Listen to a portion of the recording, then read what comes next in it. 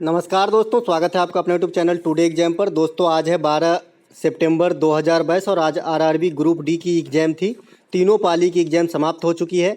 तीनों पाली की एग्जाम में जीके जीएस सेक्शन से जो भी प्रश्न पूछे गए सभी प्रश्नों को एक ही साथ एक ही वीडियो में लेकर आया हूं।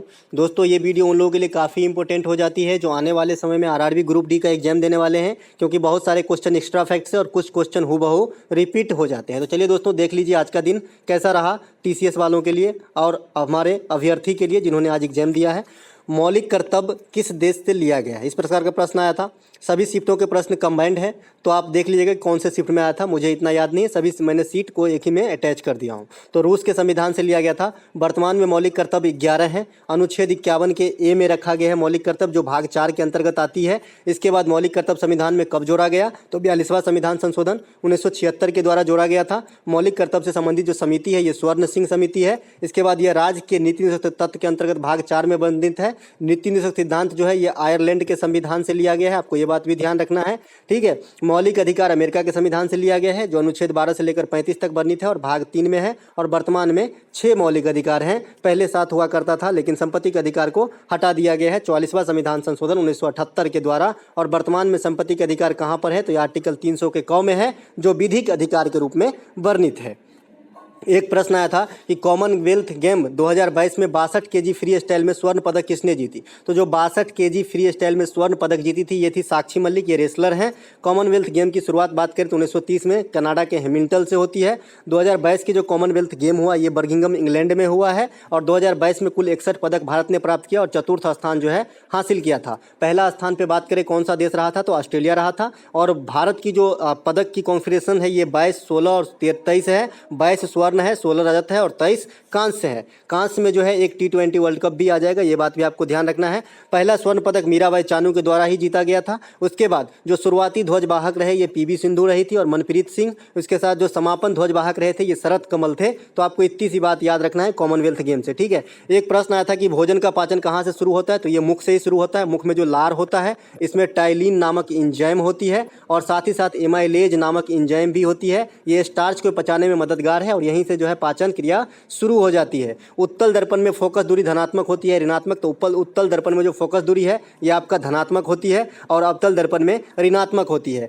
कैल्शियम का परमाणु संख्या आपको पूछा गया था, तो ये 20 होता है कैल्शियम का परमाणु क्रमांक। आवर्त सारणी के 20वें स्थान पर कैल्शियम महाराज बैठे हैं। एक प्रश्न आया था कि मेंडलीव की आवर्त सारणी को किस वर्ष जर्मन पत्रिका में प्रकाशित किया गया था, इसे हार्ड कह सकते हैं। तो ये 1872 में जर्मन पत्रिका में जो है मेंडलीव की आवर्त सारणी को प्रकाशित किया गया था। एक प्रश्न आया था कि भारत में सबसे अधिक जो है कौन से स्तरीय पंचायती वाला राज्य है, तो त्रिस्तरीय पंचायती वाला राज्य भारत में सबसे अधिक है, जिसकी सिफारिश बलवंत राय मेहता समिति ने किया था, ठीक है। एक प्रश्न आया था कि आहार श्रृंखला का सही क्रम क्या है, और यहाँ पे ये 4 ऑप्शन दिए गए थे। तो आप देख रहे हैं आहार श्रृंखला में जो सबसे नीचे होता है ये होता है आपका उत्पादक, फिर उपभोक्ता होता है, ठीक है। तो पहले घास को खाएगा कीट, कीट को खाएगा मेढक, मेढक को खाएगा सांप। तो इसी प्रकार से आहार श्रृंखला चलती है, शाकाहारी तब मांसाहारी तब सर्वाहारी, ठीक है। एक प्रश्न, वसा का वाचन कहाँ पर संपन्न होती है, तो ये छोटी आंच में जो है वसा का पाचन जो है संपन्न होती है और वसा जो है सबसे अधिक कैलोरी ऊर्जा प्रदान करता है।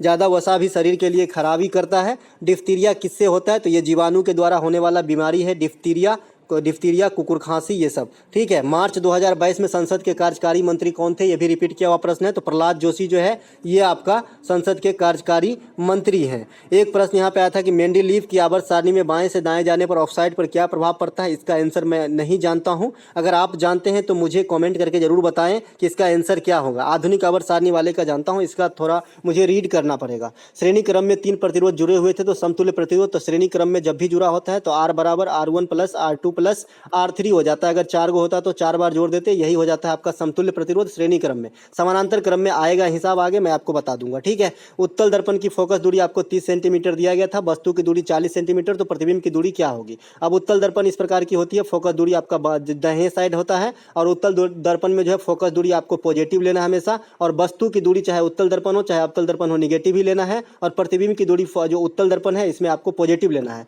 इससे आपको 1/v और 1/f बराबर बराबर 1/v प्लस 1/u में रख देना है। इससे आपका राइट आंसर निकल जाएगा। ठीक है, जो मैंने अभी प्लस माइनस कहा वो उस पर आपको विशेष ध्यान रखना, इसी का खेला है दोनों दर्पण का न्यूमेरिकल बनाना। ठीक है, और लेंस में जब बात करेंगे ना, तो जो उत्तल दर्पण की प्रॉपर्टीज होती है वो अवतल दर्पण में आप अप्लाई कीजिएगा, जो अवतल दर्पण की प्रॉपर्टीज होती है उत्तल लेंस में आप अप्लाई कीजिएगा। और इस पर एक विस्तृत वीडियो मैंने अब पहले अपलोड कर चुका है, जो मैं वहाँ पे समझाया हूँ 7-8 मिनट में लगभग, दर्पण और दर्पण का पूरा प्रॉपर्टीज समझाया हूँ, देख लीजिएगा, वहाँ से आपको पूरा समझ में आ जाएगा। किसी परिपथ में 2-2 ओम के 2 प्रतिरोध समानांतर क्रम में हुए, परिपथ में 2 एम्पियर की धारा प्रवाहित होती है, तो आपको जो है विभव पूछा गया था। तो ओम का नियम V बराबर RI होता है, इसी में आपको रखना है, लेकिन पहले समतुल्य प्रतिरोध ज्ञात करना पड़ेगा। यहाँ समानांतर क्रम में 2-2 ओम के 2 प्रतिरोध लगे हैं, तो 1/R बराबर 1/2 प्लस 1/2 करेंगे। इसको सॉल्व करेंगे तो 2 नीचे हो जाएगा, 2 ऊपर हो जाएगा, तो 1 हो जाएगा। तो 1 ओम आपका समतुल्य प्रतिरोध निकल गया। V बराबर RI में रख देंगे तो 1 गुने और 2 एम्पियर है, तो 1 गुने 2 2 हो जाता है, तो मतलब 2 वोल्ट जो है विभवांतर होंगे। तो इस प्रकार से आपको सॉल्व करना है। एक प्रश्न आया था कि इनमें से कौन सा पर्व गोवा में मनाया जाता है। गोवा में जो है साओ जेजाओ त्यौहार मनाया जाता है। गोवा की अन्य प्रमुख जो भाषा है ये कोंकणी भाषा है। गोवा सभी भारतीय राज्यों में सबसे छोटा है, क्षेत्रफल के हिसाब से, जनसंख्या के हिसाब से सिक्किम सबसे छोटा है। गोवा में जो आने वाले त्यौहार है ये सिग्मो है, बास्को सप्ताह है, मैंगो फेस्टिवल है। अब मैंगो फेस्टिवल से आपको जो है मैंगो आम्र बरसा जो है ये नहीं समझिएगा कि गोवा में होता है। आम्र बरसा आपको जो है केरल में होता है, जो आम को पकाने के लिए मददगार है, और ये जो होता है आपका केरल में होता है। जॉर्ज पंचम भारत में कब आए थे, तो जॉर्ज पंचम जो है भारत में जब राजधानी कलकत्ता से दिल्ली स्थानांतरित करने की बात कही गई थी 1911 में, तब आए थे। तो डिपेंड करता है कि ऑप्शन में क्या था, तो ये कोलकाता भी गए थे, और जब दिल्ली में अब बात कही जा रही थी कि भाई राजधानी को जो है ट्रांसफर किया जाएगा, तो उस समय दिल्ली में भी गया था, वहाँ पे दरबार लगा था। ठीक है, जॉर्ज पंचम के याद में ही गेटवे ऑफ इंडिया जो मुंबई में है 1911 में इसके शिलाधार रखा गया था, जो बाद में बनाया गया था। मुंबई में है जो अपना गेटवे ऑफ इंडिया, समुद्र के किनारे ताज होटल के ठीक सामने है, आप देख सकते हैं। सरकार के किस योजना के द्वारा गरीब आदमी का बैंकों में खाता खोला गया, तो प्रधानमंत्री जनधन योजना, इसकी शुरुआत 2014 में होती है, और ये सबसे बड़ी मुहिम है अब तक का, जिसके तहत जो है सबसे अधिक बैंकों में खाता खोली गई। आने वाले शिफ्ट के लिए उज्ज्वला योजना LPG कनेक्शन से है। मातृत्व वंदना योजना, ये जो है गर्भवती होने वाली महिलाओं को जो है फ्री में पोषक तत्वों के लिए कुछ रकम दी जाती है। निम्नलिखित में से कौन सा रोग वायरस से नहीं होता, इस प्रकार का प्रश्न आया था। तो चेचक, पीलिया, सर्दी जुकाम, हर्पीज, हेपेटाइटिस, इन्फ्लुएंजा, एड्स, ये सब वायरस से होने वाली रोग है, लेकिन टीबी दिया गया था। टीबी जो है आपका जीवाणु से होने वाला रोग है। चलते हैं आगे। अगला एक प्रश्न आया था कि इनमें से कौन सा मौलिक अधिकार से संबंधित अनुच्छेद नहीं है। वहाँ पे 4 अनुच्छेद दिए गए थे, अनुच्छेद 12 से लेकर 35 तक दिए गए थे, और अनुच्छेद 40 दिया गया था। 40 ही राइट आंसर करके आना था, क्योंकि ये ग्राम पंचायत से संबंधित है और ये मौलिक अधिकार नहीं, नीति निदेशक तत्व के अंतर्गत वर्णित है। चलते हैं आगे। एक प्रश्न आया था कि बेनू वन विहार कहाँ स्थित है, तो बेनू वन विहार ये राजगीर में स्थित है, बिहार में स्थित है। ठीक है, एक प्रश्न आया था कि इनमें से कौन सा एक वन्य जीव अभयारण्य नहीं है, इस प्रकार का ऑप्शन में मानस, नागार्जुन ये सब थे, और भी 2 ऑप्शन में रहे होंगे, तो ये सब तो है। नागार्जुन की बात करें तो भारत में क्षेत्रफल के हिसाब से सबसे बड़ा टाइगर रिजर्व भी है, जो श्रीशैलम आंध्र प्रदेश में स्थित है। ठीक है, इसके अलावा जो ऑप्शन हुए रहेंगे वही राइट आंसर करके आना था। एक प्रश्न आया था कि यौन संबंध से संबंधित कौन सा रोग है, तो एड्स है। असुरक्षित यौन संबंध या असुरक्षित रक्ताधान से जो है एड्स की रोग हो जाती है। प्रत्येक वर्ष 1 दिसंबर को एड्स दिवस के रूप में मनाया जाता है। विषाणु से होने वाली रोग है, HIV वायरस से, और इवान बस्की ने वायरस की खोज किया था। चलते हैं आगे। एक प्रश्न आया था कि प्रथम पंचवर्षीय योजना में विकास लक्ष्य से कितनी बढ़त हासिल की गई। अगर आपको कल जो मैंने बिना एग्जाम का वीडियो दिया था उसके थंबनेल पे भी आपको ये क्वेश्चन मिल जाएगा कि प्रथम पंचवर्षीय योजना में लक्ष्य कितना रखा गया था, तो 2.1 रखा गया था और प्राप्ति हुए 3.6, तो दोनों में से अंतर घटा के आप निकाल सकते हैं। ठीक है, मैं वहाँ पे चर्च भी किया था, तो यही फायदा हो जाता है आपको एनालिसिस देखने का। कुछ लोग कहते हैं कि आज एग्जाम नहीं था, आज क्यों वीडियो दिया। अरे दोस्तों भाइयों, मेरे कहने का मतलब ये है कि आप एग्जाम में पास करो, और एग्जाम के नाम से आप देखोगे पढ़ोगे, ठीक है, और ये PDF भी मैं दे देता हूँ, रीड करो। हमें आपसे जो है रिजल्ट चाहिए बस। हैराड डोमर मॉडल पर आधारित थे प्रथम पंचवर्षीय योजना, दूसरी पंचवर्षीय योजना PC महान लोविस मॉडल पर आधारित था, और थर्ड शिफ्ट में एक क्वेश्चन पूछा गया था कि 12वीं पंचवर्षीय योजना का कार्यकाल क्या था, तो 2012 से 2017 था, लेकिन बीच में ही गैप कर दिया गया, क्योंकि योजना आयोग को समाप्त करके नीति आयोग की स्थापना 2015 में ही हो जाती है, तो ये बीच में ही जो है टर्मिनेट हो गया था ये योजना। ठीक है, तो ये थर्ड शिफ्ट में पूछा गया था, मैं टैप नहीं कर पाया, ऐसे बता रहा हूँ मौखिक रूप से। ठीक है, शक्ति का सूत्र क्या होता है, तो कार्य बाय समय भी होता है, और आप जो है P बराबर VY और V होता है, तो ये दोनों बात आपको याद रखना है। साथ ही साथ शक्ति का मात्रक वाट होता है, और एक अश्व शक्ति बराबर 746 वाट के बराबर होता है, 1 हॉर्स पावर बराबर। ठीक है, एक प्रश्न आया था कि सूर्य के प्रकाश को प्रिज्म से होकर गुजारते हैं तो कितने रंगों में विभक्त हो जाएंगे, तो ये कोई बोलने वाली बात है, 7 रंगों में विभक्त हो जाएंगे, और इस घटना को प्रकाश का वर्ण विक्षेपण कहते हैं। यहाँ पे आप स्पष्ट देख सकते हैं, जिसके ऊपर सबसे ऊपर रेड रहता है, सबसे नीचे जो वायलेट रहता है। रेड की तरंग दैर्घ्य सबसे अधिक होती है, वायलेट की तरंग दैर्घ्य सबसे कम होती है, इसलिए रेड की प्रकीर्णन सबसे कम होगी और वायलेट की प्रकीर्णन सबसे अधिक हो जाएगी। एक प्रश्न आया था तंबाकू निषेध दिवस कब मनाया जाता है, 31 मई को जो है तंबाकू निषेध दिवस मनाया जाता है, 8 मई को रेड क्रॉस दिवस मनाया जाता है, 1 मई को मजदूर दिवस मनाया जाता है। तो इस प्रकार की मई की जो भी दिवस हैं आपको याद रखना है, क्योंकि अभी मई को टारगेट किया है एग्जामिनर ने। एक एक प्रश्न आया था, डॉक्टर कर्वे की पत्नी 1896 में महिला विश्वविद्यालय की स्थापना कहाँ किया था? ऑप्शन नहीं मिल पाया है, लेकिन आई होप ये पूना में किए होंगे। ठीक है, एक प्रश्न यहाँ पे आया था कि महाराष्ट्र, गुजरात, ये जो स्टेट है इसमें अत्यधिक मिट्टी किस प्रकार की पाई जाती है? तो काली मिट्टी पाई जाती है। काली मिट्टी को जो है कपासी मृदा या रेगूर मृदा भी कहा जाता है, कि उसमें इसमें जो है ह्यूमस की मात्रा अधिकतम होती है और कपास की खेती के लिए काफ़ी इंपॉर्टेंट मृदा होती है। एक प्रश्न आता है कि भारत में लघु एवं विकास बैंक सीडबी की स्थापना की जो है संबंधित समिति कौन सा है? तो ये आबिद हुसैन समिति है। मुख्यालय की बात करेंगे तो लखनऊ इसका मुख्यालय है, उत्तर प्रदेश की राजधानी लखनऊ है, यहीं पर इसका मुख्यालय है। साथ ही साथ मैंने नाबार्ड के संबंधित जो आपका समिति है ये भी बताया था, शिवरामन समिति है और इसका मुख्यालय जो है मुंबई में है। नाबार्ड की स्थापना 12 जुलाई 1982 ईस्वी को होता है। तो ये सब भी बात आपको ध्यान रखना है।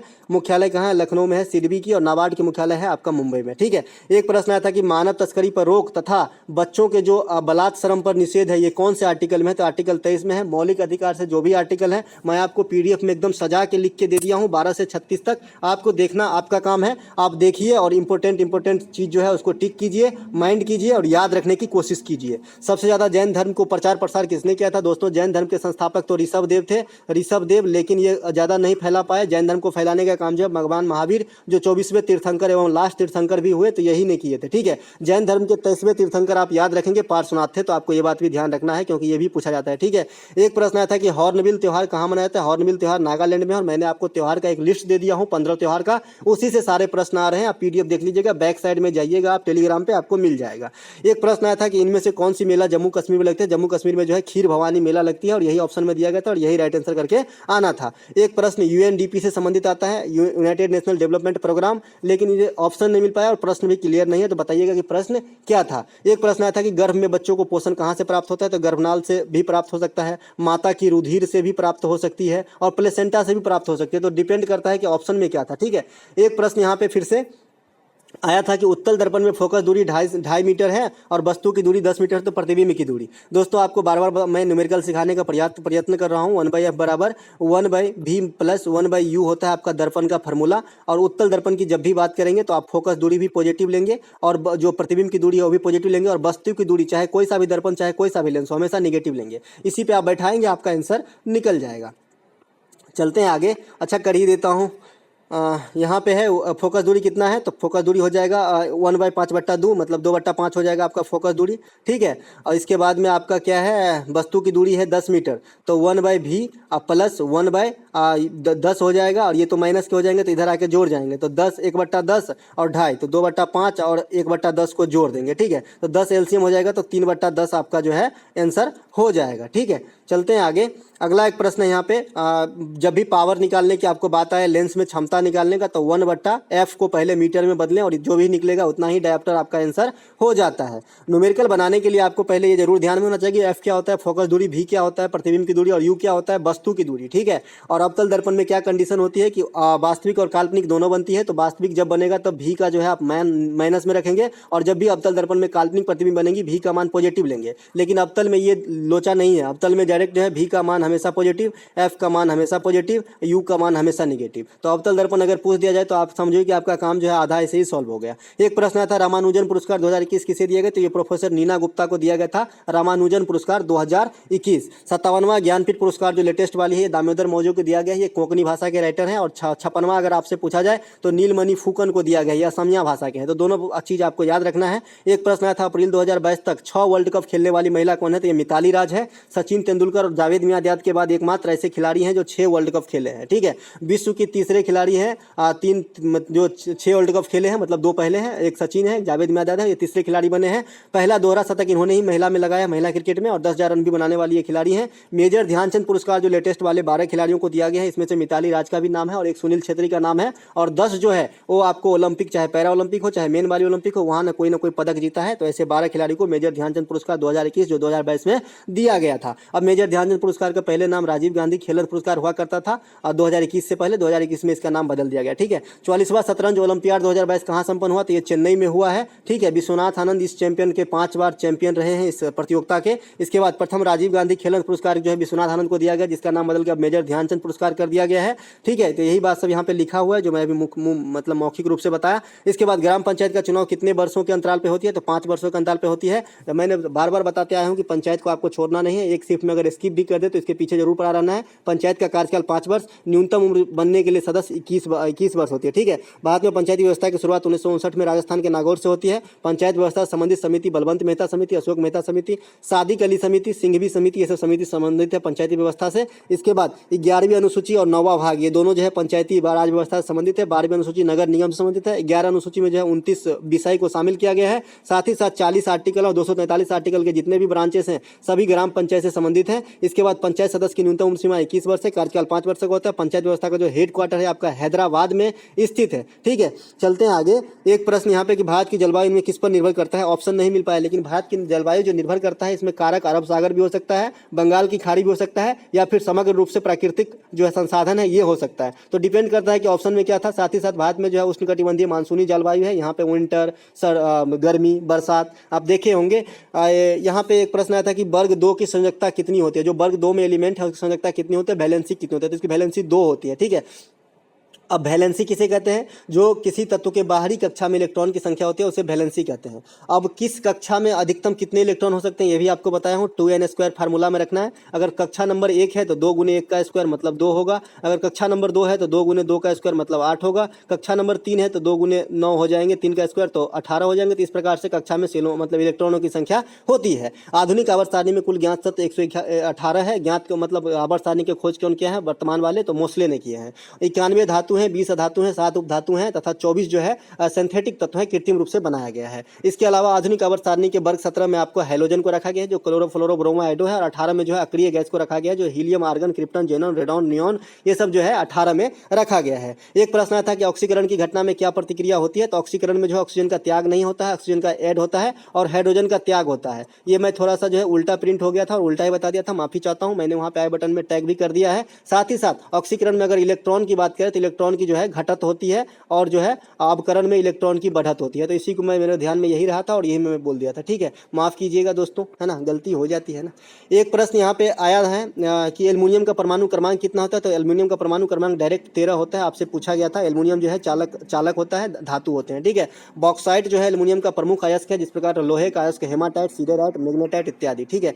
एक प्रश्न यहाँ पे आपसे पूछा गया था कि Zn2HCl, H2 मैं अपने तरफ से जोड़ा हूँ प्रोडक्ट बनाने के लिए। आपका दिया गया था कि Zn+HCl इसमें जो है कौन सी गैस मुक्त होगी, तो इसमें जो है आप देख लीजिए हाइड्रोजन अलग हो जाता है और ZnCl2 जो है बन जाता है। ये बैलेंस करने आपको आना चाहिए। ठीक है ना। एक प्रश्न यहाँ पे आया था कि इंद्रायणी मेडिसिटी कहाँ स्थापित होगी, तो ये जो है महाराष्ट्र के अंदर स्थापित होगी। तो दोस्तों इसके अलावा एक क्वेश्चन पूछा गया था कि बिहार का शोक किसे कहा जाता है, रिपीट किया गया था, तो कोसी नदी को कहा जाता है बिहार का शोक। आपको ये बात भी ध्यान रखना है। तो इतने प्रश्न जो है आज हमें प्राप्त हुए और तीनों शिफ्ट के जो भी प्रश्न प्राप्त हुए लगभग यहाँ पे 90 के करीब प्रश्न प्राप्त हुए हैं, तो मैं आप तक पहुँचा दिया हूँ। अच्छा लगा हो तो लाइक कर लीजिएगा। साथ ही साथ अगर ये PDF अगर आप नहीं लिए तो आपका इसका कोई फायदा नहीं है। PDF आप जरूर ले लीजिएगा टेलीग्राम से। टेलीग्राम का लिंक डिस्क्रिप्शन में मिल जाएगा, आप ज्वाइन कर लीजिएगा, आपको PDF मिल जाएगा। और यही अगर आपके पास टाइम हो तो पहले का भी PDF आप रीड जरूर करें। जय हिंद दोस्तों, अच्छा लगा हो तो लाइक जरूर करें।